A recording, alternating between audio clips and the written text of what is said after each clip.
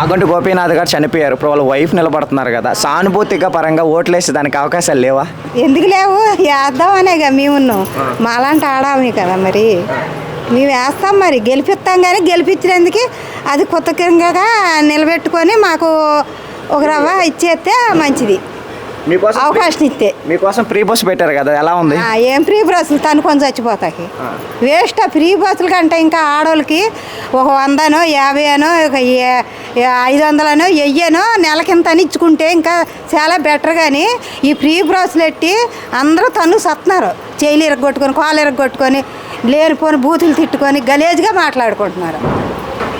Bus టికెట్లు కూడా రేట్లు పెంచారు కదా. రేట్లు పెంచినా పర్వాలేదు, ఆడవాళ్ళకి మనం ఇంత ఇవ్వాలనుకొని బ్యాంకులోనో లేకపోతే మామూలుగా వచ్చో ఏదో రకంగా అవకాశం చూపిస్తే ఎవరికన్నా పెట్టాలనిపిస్తుంది, చేయాలనిపిస్తుంది.